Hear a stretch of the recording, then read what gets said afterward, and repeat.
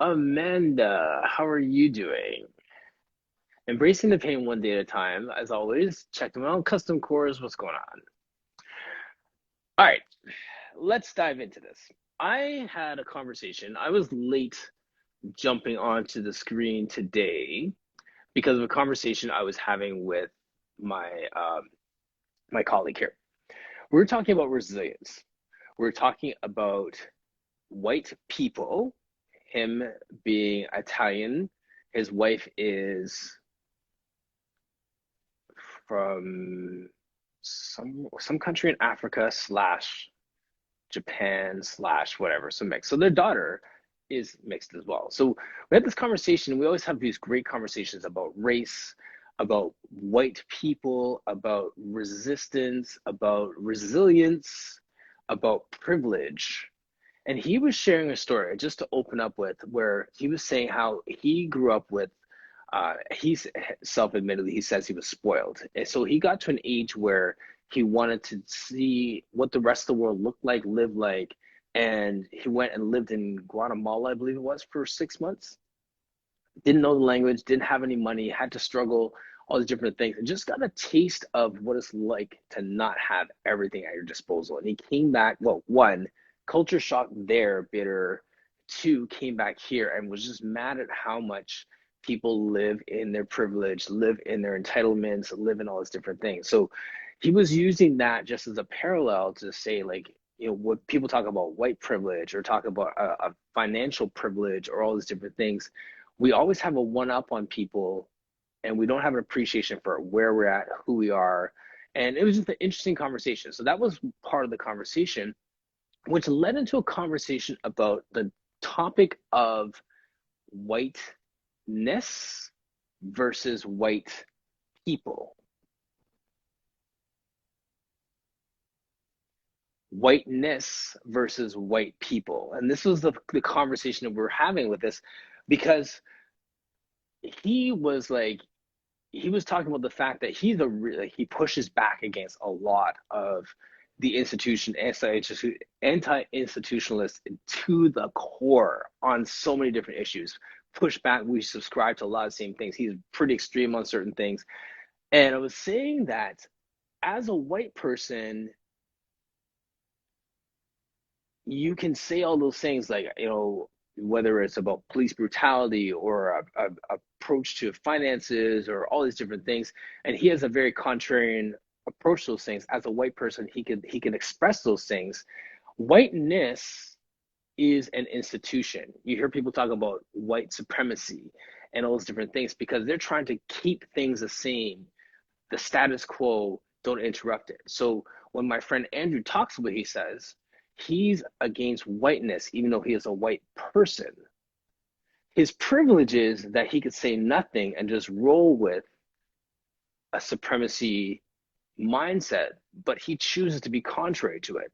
So when we see posts, and I'm going to talk to this directly without actually saying that I'm against her, what is it saying? What was the post about? All white, there are no good white people. I think that there is a difference between white people and whiteness, and we erroneously use those two terms as synonyms. When I see my white friend push back against everything that pushes for white supremacy, the institution of whiteness will not back him at that point. He has the privilege of jumping between the two worlds, but he's choosing to be contrary to it. That's whiteness, not white people. Does that make sense? Here's a thought for you. The institution of whiteness will betray white people. You heard the term like white trash, where they're like, we don't want those people living in our area. And they're not talking about black people, they're talking about other white people. So what they're getting at is that this institution of whiteness will betray its own people for the sake of maintaining its whiteness. So that's why I want to bring that up, because when we start to talk this way and just lump white people in with whiteness, then we have a problem. And I'm not even speaking at full disclosure. You all know my wife is white. I'm not even speaking from a place of trying to defend her or other good white people. Whiteness and white people are two separate things. White people can subscribe to whiteness. Black people can subscribe to whiteness. Now, I don't have the privilege of living out everything I subscribe to, but I can say that white people should have this, black people shouldn't have this. I can be whitewashed or whatever you want to say. I can mentally subscribe to everything in whiteness, but not have the privilege of living it out. White people can subscribe to whiteness and have the privilege of living it out or not. This is a conversation I was having with Andrew just before we came on air. So whiteness and white people. Me as a black man, I could subscribe to whiteness, but I don't have the privileges of living it out everywhere all day long, 24/7. He does, and he's choosing to not live with it. So that is the difference. And this is the other thing. I'm going to get spiritual on you here for a second. I'm going to get scriptural. I'm going to take out my Bible and go old school on you just for one moment. I grew up in church, grew up in a lot of charismatic churches, and one of the scriptures that they used to use all the time, preacher would go up and he would talk about the Bereans in the book of Acts. And he would say that the people of Berea were more noble than the other people because they searched the scriptures for themselves daily.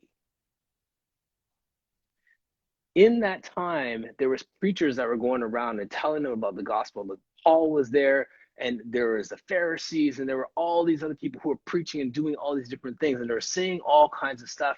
And the Bereans were considered noble because they searched the scriptures daily for themselves. When we go on to godly versus church people. When we go onto internet and we look at pictures of fit people doing Pilates, I could look at that and say, okay, if I don't have a six-pack, I can't teach Pilates. If I'm not a woman, I can't teach Pilates. If I don't have blonde hair, I don't teach Pilates. Or I could search the scriptures for myself and recognize that Pilates was designed by a man for men, and therefore I can teach Pilates, do Pilates, be an authority of Pilates. I could be an advocate for it. I could be the poster boy for it. It doesn't have to be a blonde hair, blue-eyed lady being the poster for it. I could find out my own truth daily. I don't have to listen to someone else's truth. I could search it out and find it for myself. So when you see a post that says there are no good white people, are you offended by that? Do you run and hide? Or do you go and search for yourself and understand that, wait a minute, there's actually a difference. Hold on a second. That might just be someone's opinion. Wait a minute. That could be valid and true for them, but that doesn't have to be what I subscribe to. And not hate on that person. Maybe because I grew up in that era where we're told to search it out for ourselves, don't take anything at face value. You see these things happening, they don't faze me as much. Let me go back to scripture and see what it says for me. Let me see if there's some truth in between what's being said out there, what I interpret it, and where if something lands in between those two things. So I say all that just because I saw that post. I saw it lived out in a conversation today, and I thought, okay, let me just put it out there. And I have to say as well, my man, Ian Williams, has so much truth in this book called Disorientation. And one of the lines that he says in here, which I think is really, really powerful, I wrote it down too, but I wanted to read it straight from the book. Can't find it right now, that's fine. Anyway, what he says is, A black on black disagreement is not a bad thing. It's actually just a celebration of our free thought. So you don't have to look at it as a denigration of the entire race, that everyone is tearing apart. This is black on black violence. Everyone has a different opinion. Search out your own truth. You stand on that truth. You respect other people's opinions because it's true to them. Same as if you get in a fight with your spouse and they say, I felt this when you said that. You don't say, that's not true. That's what they felt.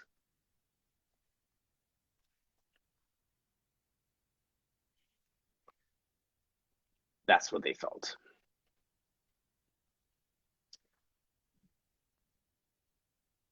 I like where I'm working right now.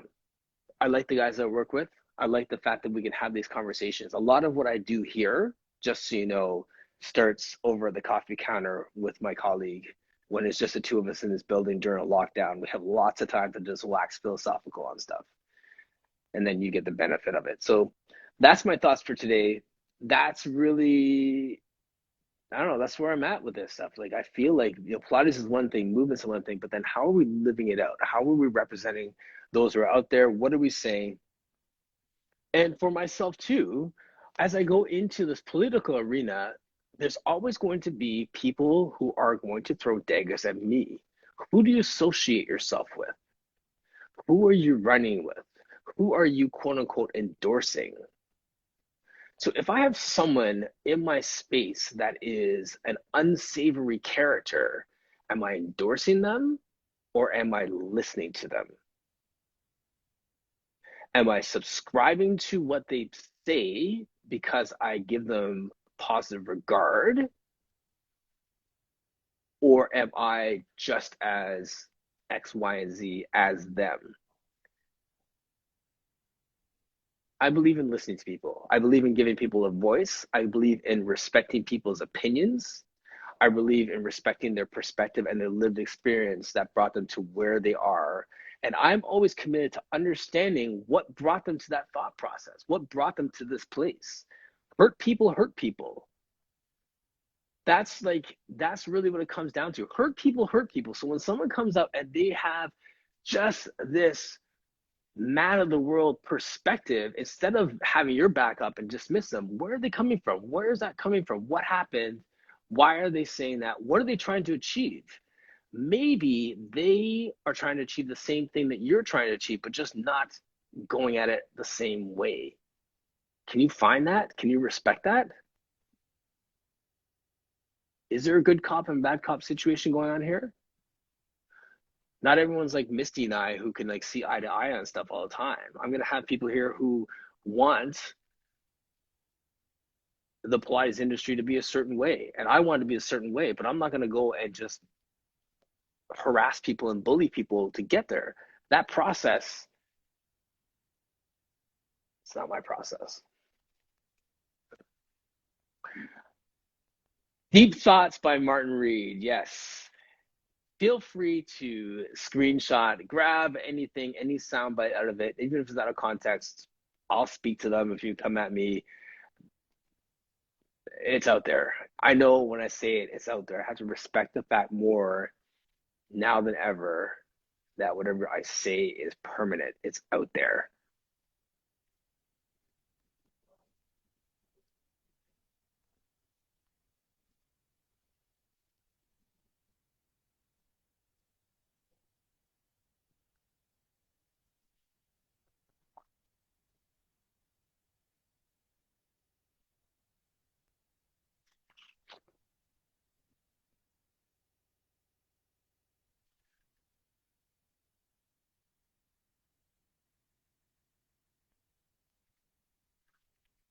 Thank you, Martin Phils. I have Misty Lynn Cawthon requesting to join. I'm going to bring her on. And Stefan, good to see you as well, man. I love what you're doing. Um, I'm Before I bring Misty on, I said something to Stefan the other day, and I'm going to say it here as well. And it's weird to say this because I really don't know him that well. I know his heart from what I've seen, but I don't know him. I've said this before in the past that when I was working in social work, I dealt with so many hurt men, young women that have been told you're nothing, you'll amount to nothing, I don't love you, you're worthless, whatever. And my prayer was that my words would have 10 times the impact of any negative word that was spoken to them beforehand. That my you're awesome, you're great, you're so strong, you're so brave, whatever it is I said would like extract the root of that negative word that was said first. It would just displace it. So when I was on his chat, I actually legit rushed off one day to get onto his and we're talking about it. And I said to him, I hope that your vision exceeds everything that you thought I was going to be. That whatever your vision is, whatever you're dreaming is going to happen, that is like minuscule compared to what really happens. And that was like the kind of like the blessing I was giving this guy as he's launching out and wanting Seeds for Greatness to be out there. And our words have power. So in the same way that I just said a whole bunch of stuff about white people and a whole bunch of stuff about whiteness and called somebody out in these social media streets, which I didn't really do, but if it gets interpreted like that, at the same time, I want you all to be blessed. I want you to be just like from a good place, achieve greater than what you thought you were supposed to achieve.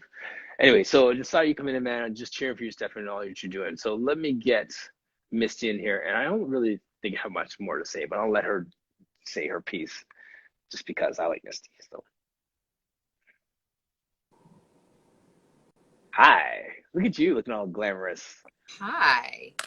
Well, I did a little something different with my hair, so I figured I have to put makeup on so I get used to it because I'm not used to it yet. And I look at myself in the mirror and I'm like, oh, what the hell? And then I'm like, oh yeah, that is me. That's you. But Martin, you are bringing the smoke and the fire today. I think this is such an important topic as we continue to have these conversations and try to flesh it out and see where we stand and how we build confidence in the position that we're in. Yes. I think it's really hard when you are in the position of trying to do the right thing, showing up, learning, expanding yourself, beginning to act, and then feeling like you've been lumped into this category where you don't belong there. Mm-hmm. But because you've been there relatively recently, it, it, it, it makes it hard to find your center. It Yes. sends you reeling. Mm-hmm. And I think that's why language is so very important. I think that we have to work from the inside. I'm always talking about that, but we also Yes. have to take a look at how we can manage the language that comes at us. Yes. And, they say sticks and stones may make my bones break them, whatever, but Yes. words will never hurt me. That's a lie. We know Mm-hmm. better. Right. And that's why people use aggressive language. But is it necessarily helpful? And is it fair? My point of view is that, we're all in positions where things have happened to us in our lives that aren't fair. My goal is always to do no harm. And you and I talk about this. I know that that's your goal too. I think that people know that they're doing harm when they say things that are intentionally hurtful. Yes. It's kind of like when you create a new drug and you really, really have great intentions, but some people get killed in the collateral damage. I think it takes somebody that thinks a little deeper, cares a little bit more to say, you know what, those people did die when I created my drug and they died in the trial. I want to recognize those people. I'm sorry about that. Versus, oh yeah, they donated their body to science. Slough off, you. You know what I mean? Yeah, yeah, absolutely. Absolutely. I hear you on that. Yeah. I don't know. Yeah. It's a really important topic. I'm really glad you're talking about this today. Yeah, it's yeah. So something else you said, Yes.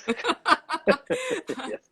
um, you said that, well, you asked the question by listening and by highlighting or by welcoming somebody into my space to have a conversation, does that mean that I agree with them or I'm co-signing? Am I giving them a platform? Hmm. And I think you and I might have different perspectives on this. Hmm. Um, because I think that it's one thing to have conversations and, want to highlight points of view. But I think there comes a line where, for me anyway, for me personally, there comes a line where I have to say we've crossed the level of acceptability and sensibility. I don't ever want to create a situation where somebody could be harmed. And I'm not saying harmed, um, they're boohooing in the corner, but where Yes. other people are calling them out in a way that's negative and detrimental to their well-being, physically Hmm. or mentally, because I've given somebody a platform. Having a platform is a responsibility. Yes. Period. That's just my POV. Yeah, yeah, yeah. Right. No, yeah, I hear you on that. I definitely hear you on that. The I've seen too in the past where because I've had people on, and then in the comment section, people start to be mean. And this is my thing. We do differ on that, which is totally fine. The line I draw is meanness, and it bothers me when someone is mean in that, like that pharmaceutical example. But it also bothers me when someone feels they're entitled to be mean in response to someone's meanness. Yes. Yes. It's two ends of the same coin, I think. Right. But they don't like you're blinded by that. You feel that there's a sense of entitlement to dole out the same thing, right? But at the same time, if someone is generally being mean and then they come on to your show or my show or any show and then all of a sudden they're really nice and contrite and kind-ish, Hmm. that doesn't scrub away the mean. Being in on your best behavior when the teacher is at home or the teacher's Yes. at the front of the room doesn't mean that you're not an asshole when the teacher leaves and you're throwing stuff around the room. Yeah, it's um, insincere. and I True. feel like that's where we get it's I want to one of the reasons why I love talking to you is because I get the authentic Martin every time. I think the reason why people listen to you is because they get the authentic Martin, the Sultan of Smooth, every single time. Hmm. But there's other folks out here who are literally changing their skin, changing their clothes with every single person that they talk to. Yes. And I think that's problematic. We see that in the media right now. Hmm. You're looking at the way politics are being covered.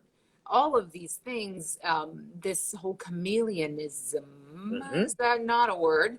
Um, it, and it keeps people on unstable footing. Right. And that's a problem too. It's hard to define where you stand or where you stand on an opinion if you're constantly changing your opinions. It's one thing to listen to all sides, but at some point you need to pick one. Pick one. Right. Right. Yeah. Yes. That's exactly it. Agreed. So that's all. Yeah. And these comments is right. Who are you when no one is looking? That's truly the definition of integrity. Like, is integrity is, who you are when no one's looking, or person in the dark, right? So, um, We yeah. talked about similar topics last night Hmm. in, pardon me, my imposter syndrome workshop. And it was it was such an amazing conversation because at the end of the day, you know, one of the things people do when they're hurting or they're uncomfortable or whatever it is, you know, you pull away, you start to feel that you're all alone. You were talking about people being in pain earlier. Hmm. Hurt people. Um, but what we talked about was how all of us in this group were all sitting in that same place of that instability, that insecurity, whatever it is. And when we Yes. sit back and we think of the global condition, or make it smaller, the community condition, make it smaller still, your family condition. Right. When we break it down, thank you, Tammy, it was a great Okay. conversation. Hmm. But when we boil it down into that construct and start Yes. realizing that we are all beings trying to Hmm. figure out who we are in this world, Yes. compassion, I think, is necessary. Yes. But again, there's a line. You can only be so compassionate when Hmm. somebody's throwing grenades at you. I don't know how the Roadrunner didn't eventually just go over and smack Wile E. Coyote upside the head because you get tired of the bombs. Right. So that's the first 70s and 80s reference of the day. Thank you. Thank you very much. Yes. Thanks for mentioning. I was going to ask you how it went last night. It was so amazing. I mean, I always expect richness because Hmm. if you're gonna show up to one of these things, you are, You're hungry for that. and Yeah. I'm gonna really make you participate. But Chella and I have this group that we had last night has been a group that's done some of the other workshops as Okay. well. So they were a little bit more open and a little bit more free with sharing how they really feel. And Hmm. it was just the most warm, genuine workshop. And it was Oh, so beautiful. safe. I mean, Tammy was there, Oh, so good. safe. And, but there was a lot of learning to be done. And we Yes. learned from each other. I love it. I love every bit of it. Amazing. Yeah. Love your smile. Like this, you're in you, and when you're doing those things, just like you're still glowing from it. The afterglow is real. Yes. Yes. And Yeah. so is the highlighter. But that Right. said, um, you know, one thing we talked about was when you find your purpose, Hmm. it becomes easier to find your crew or your posse or whatever it is. Yes. And so many of us, especially in Pilates land, there's a certain something. There are unspoken rules that you have to Hmm. do, be, say, feel, wear. And Yes. it gets old and it gets wearing. And so what do? People retreat, corner themselves Yes. behind the wall. And then they say, you know what, I'm going to stay here and I'm going to stay small. I can't tell you how many people you and I have both talked to that have said, I just stay in my own little corner. Yes. Yep. And coming out of the corner happens when you know that you are just there. I am living Hmm. authentically. I am who I am. What I do is what I love. What I love is what I do. And I am going to be that person in every Yes. aspect of my life. Yes. Right. As Yeah. it says, or they feel like they have to give up. Yes. Yeah. Or as the other thing too, or they, the reality is that they actually rob the rest of the world of their gifts and talents. How many great people have been chased out of this business because Yes. they don't look like a Pilates instructor? They don't have Right. the Pilates body, Right. whatever that is. You know what I mean? Right. It, Yeah, it, absolutely. it's a shame. It really breaks my heart. I've known some people personally who've Hmm. left because they just couldn't keep up with it. And I was like, but what are you keeping up with? With. What are you chasing? And they said there's Yes. just so much pressure. And at 47 now, yeah, 47, I feel the least pressure Yes. because I I know who I am and Hmm. that's all I can be. And I think it's pretty good. I like it. Absolutely. I like it too. Hey, thanks, man. I got you. Uh, there was something here I was going to say in. the midst of that, but I don't want to take away from your great point there. But Stefan is saying something. Oh, I was going to say this. Scott Miller yesterday, gentleman from Augie Doggy, that's his handle. Black man, Seattle, teaching Pilates, 20 years, doing his thing. Good dude. He just popped up in the chat yesterday, and it's just like another one of us, right? Like We're coming out. we're yeah. So like so you're right. Like they're there, we are here, all that warm fuzzy stuff. Like it's just to get grounded in who you are. So I just like your workshops.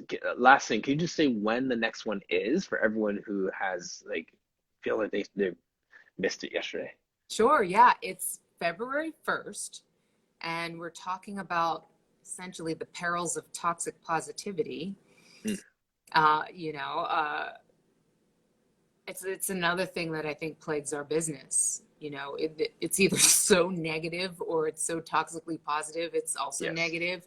yes, But it comes down to being able to say how you feel, being comfortable with that, and then yes. being able to handle those people that are going to tell you to bootstrap it or whatever it is, Hmm. that may not resonate with who you are and what you are at that time. Yes, And there are a lot more people, I feel like, right now that are coming into Pilates that are non-traditional, quote unquote. yes, yep. And I'm loving every minute of it. I love the fact that they are creating presences on social media.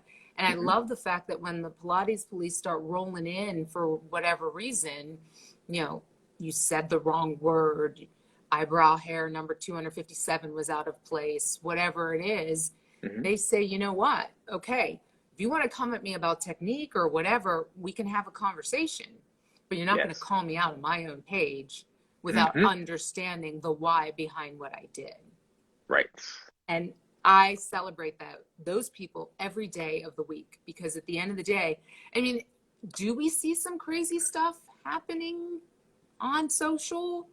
Mm. Yes. But we also have to remember that representation matters in all ways. And so when people see themselves doing it, being it, living it, they think that they can too. And then they're going to step into that sphere, and others are going to Yes. step in. And then look at Yes. what we have. Then it's not, oh, look, there's another one of us. It's, hey, welcome to the party. And Yes. that's where we need to get. Yes. I'm determined. I'm hell bent. Everybody, come on out. 100%, Jamie saying. Find your purpose and you find your squad. It Yeah. Yes. And it feels so good. does. Yeah. Allie Green and I talk about it all the time because, she's like, I'm a misfit. I don't belong. I was like, I'm a misfit. I don't belong. This was us before. And it's like, well, what is that? Mm. I mean, I love being a little bit weird. Some will call it quirky. I will own that it's weird. But I love it. I'm Yes. okay with being the misfit. Yeah. But, you know, even in the land of misfit toys, there are other misfits, Yeah. like this cat. Right. Um, but there's always likeness. There's always similarities. And you don't want to Yes. force a square peg into a round hole, but what you do is you open yourself, you let yourself be humble and welcoming, and guess what happens? People find Yeah. you and you find them. Yep. And then there's growth. Right. Absolutely. And those misfits on the outskirts of society suddenly become the center of a true society. Well, On I authentic, not wouldn't true, say a authentic. true You know, no, society, authentic, not authentic. People who are an just being authentic, authentic. yes, or a Right. Yeah. society of truth, maybe. Yes. Yes. So, when Yes. you were talking about, whiteness and the fact that it is a social construct, that is a construct, a paradigm that was created to fulfill a certain purpose. But we're working together to render that purpose useless. So Hmm. then we can go on and create a more broadly based purpose that serves more people, serves everybody that wants to be a part of it, Right. rather Yep. than creating a construct that is rigid and meant to keep somebody down. The goal is to create a construct that is welcoming and gives everybody the right to their own purpose and agency within it. Yes. Oh, the conversations we have. Oh yeah. Yes. Yeah. Good times, good times. I'm sorry for like coming on and like bombarding you with all of my words, but No, honestly, I probably would have just hung up after what I had to say because like I just feel like this like okay, it's out there. And so you have beautifully filled up the rest of the time. So thank you. With fortunately for you, good my stuff. Adderall hasn't kicked in, so I'm just like cha cha cha. Yes. But no, I loved what you were saying, Martin. I think it's so important, and I think we just all have to remember that. And can I just say one more thing? Sure. I don't want anybody to allow themselves to be victimized because they don't know. Fill in the blank. Yes. If you don't know something and you're trying to learn and you're trying to grow, realize that happens at a certain pace. You can try to accelerate it, Yes. but it's just like Pilates. You don't go from beginner to the super advanced repertoire in 15 minutes or less. It Right. takes time. Yes. So whether you're learning about social justice or the 17 great ways to do teaser, you're not wrong for not knowing how to do it at that time. If Hmm. you are working to grow and you're working toward it and you're doing the work on your end, then don't put yourself in that corner where somebody is Right. telling you that you are not worthy. Yes. Instead, again, find your squad, find your people, find people that can help elevate you, find mentors, meet people that are different from you, make new friends. That is how you proceed and progress. But to allow yourself to be victimized because you're not at the right place or you were born the wrong way or, you know, Hmm. the other hair at 257 is out of place. It's diminishing to you. And Yep. believe it or not, it's going to make you recoil from the process. You shouldn't be doing anything out of guilt. You should be Right. doing it because you want to learn and grow and be better. And I would hate if somebody who really, really wants to be part of the change of our industry, of our world, were to step away because they just couldn't handle the oppressive pressure that's out there being slung at them. You need to figure it out, Well whatever it is. said. Watch Well Core said. Conversations, talk to me, whatever. There's people out there that'll support you. 100%. So good. Do you have a thought flow going this week? We do. I think it's tomorrow night. Wednesday. Yeah, it's Yes. tomorrow night, 7 p.m. Hmm. East Coast time. Yes. Yeah. So Nikki and I, we actually It's are going to be talking about it later today. So okay.